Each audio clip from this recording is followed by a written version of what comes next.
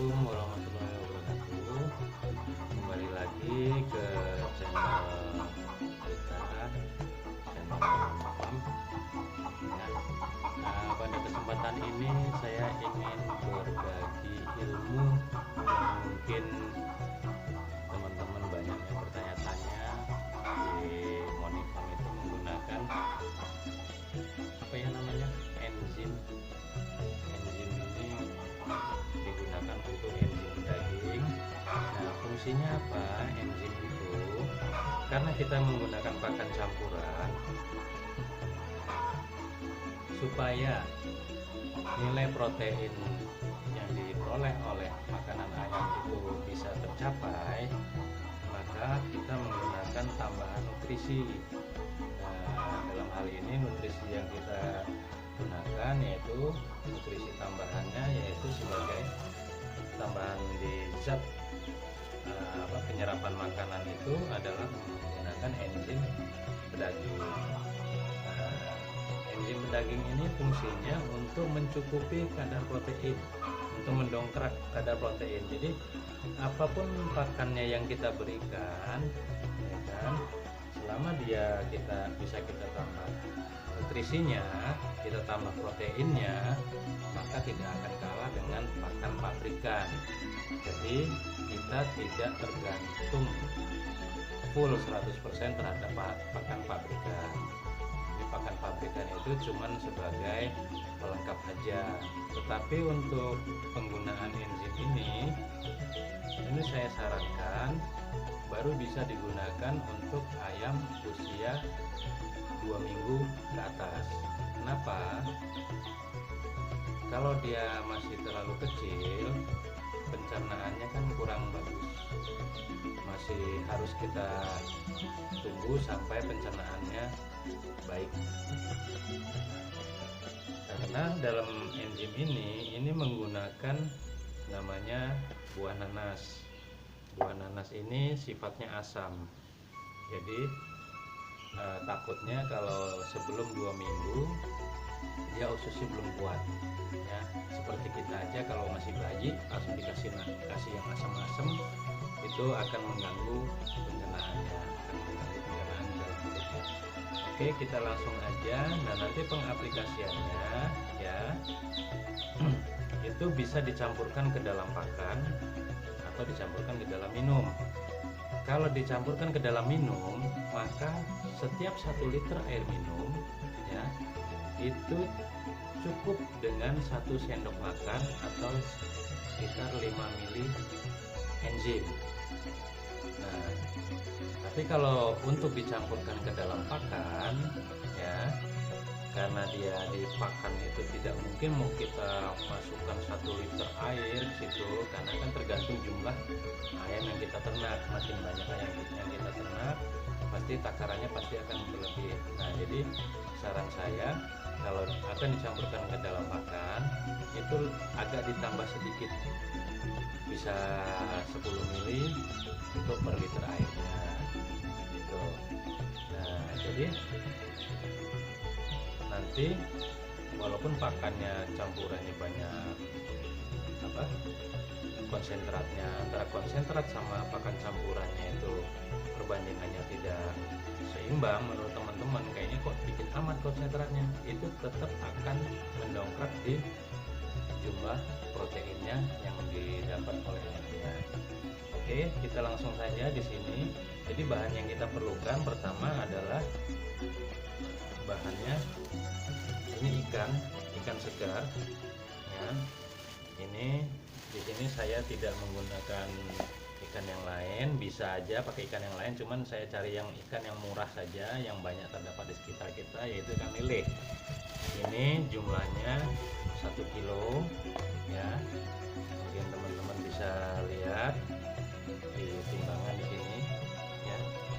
Nah, ini tadi baru saya beli. Nah, itu di situ 980. Nah, kurang lebih 1 kilo ya. Lalu yang kedua adalah nanas.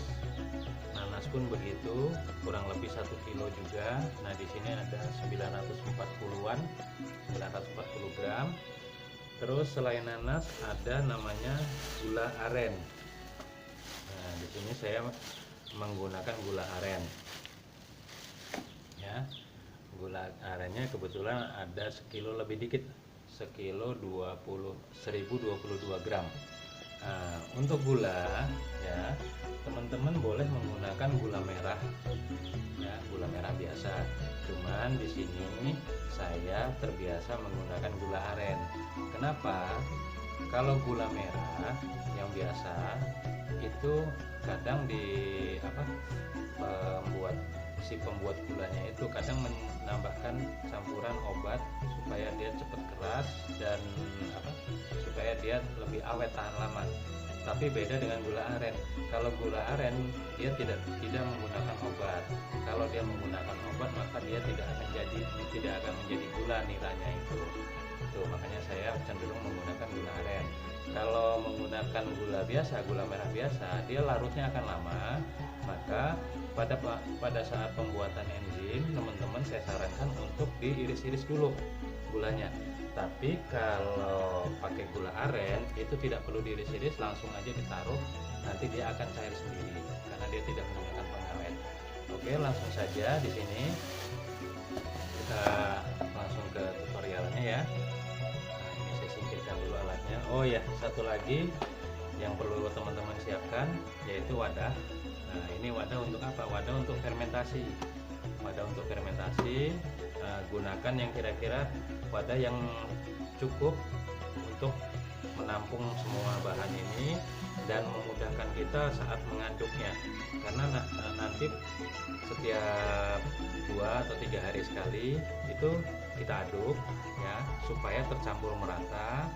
Dan kedua,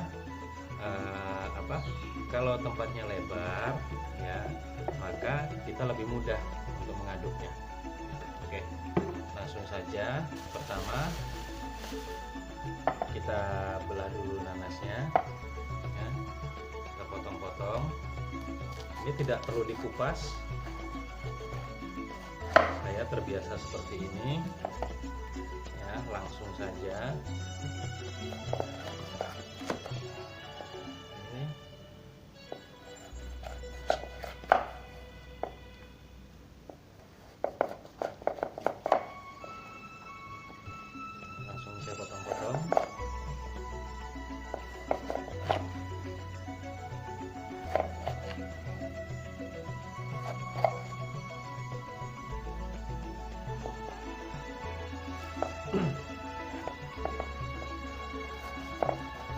Makin kecil potongannya, ini akan makin memudahkan kita saat mengaduknya nanti pada waktu fermentasi.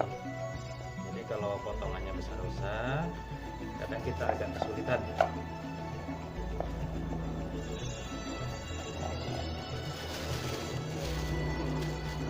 Ikannya masih bergerak, artinya ikannya masih segar. Untuk ikan itu boleh memakai ikan apa aja ya teman-teman ya. Nah, boleh ikan laut, boleh ikan air tawar, boleh yang lainnya. Pengalaman saya kalau menggunakan ikan lele ya, pertama dia murah, yang kedua nanti saat terakhir fermentasi itu hancur semua sampai tulang-tulangnya hilang. Jadi yang sisa tinggal kulit nanas ini. Itu pengalaman saya.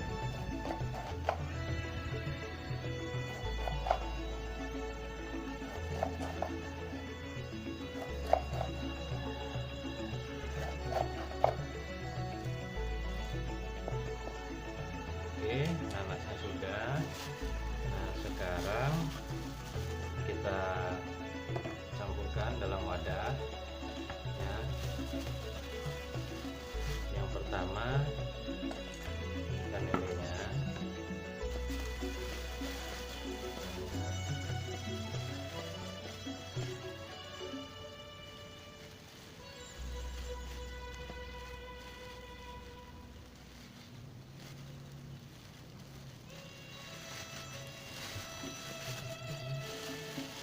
Ini tidak perlu dibersihkan ya teman-teman ya. Nah, saya tadi ngomong sama penjualnya, Mas minta ikannya sekilo, dibersihin Mas, nggak usah dimatiin aja. Maksudnya dimatiin matiin itu ya biar ikannya dalam kondisi mati, tidak dalam kondisi hidup. Nah, setelah ikan ini saya masukkan gula aren yang sudah saya beli tadi ya. Nah, ini ciri khasnya teman-teman. Ini gula aren ini saya simpan sudah kurang lebih hampir ada sekitar 2 bulan mungkin. Nah, dia seperti ini. Ini menandakan bahwa dia tidak menggunakan pengawet. Ada gula yang menggunakan pengawet masih sudah 2 bulan, udah disimpan lama, dia tetap keras, tidak kelihatan basah begini. Nah, ini taruh saja gulanya.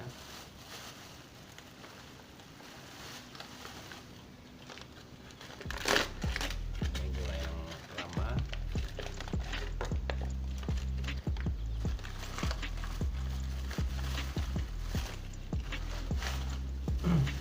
Nah, tadi karena sisa kurang ya, maka saya menggunakan beli tambahan lagi gula arennya.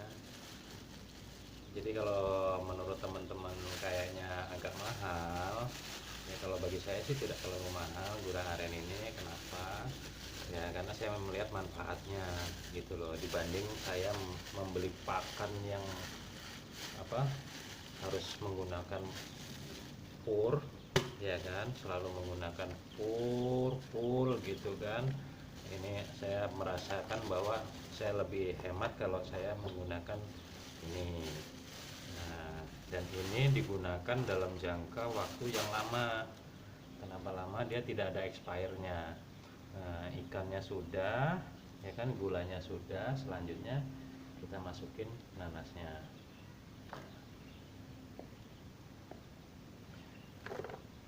Nanasnya kita taruh saja ya kan. Nah, ini nanti akan mengeluarkan airnya dan dia lama-lama juga akan membantu mencairkan gulanya. Oke. Nah, ini sudah cukup. Ya. Cukup. Nah, terus yang terakhir teman-teman ya. Yang terakhir kita tutup ini. Tidak perlu kita tutup rapat. Cukup kita tutup dengan kain ya. 2 lapis atau 3 lapis, bisa menggunakan tisu ya kan, bisa menggunakan yang lain. Yang jelas dia jangan tertutup rapat supaya tetap ada udara yang bisa keluar masuk, pertama. Yang kedua, kenapa kita tutup ini untuk mencegah timbulnya kotoran dari luar, debu atau lalat yang masuk ke dalam tempat fermentasi kita. Setelah kita tutup, kita ikat di sini menggunakan karet ya. Nah, selanjutnya setiap 2 hari atau 3 hari kita aduk supaya merata, supaya ikannya hancur, tercampur ya kan, dengan gulanya, dengan nanasnya. Nah, ini hasil fermentasi ini bisa mulai kita gunakan paling tidak yang bagus itu 2 minggu.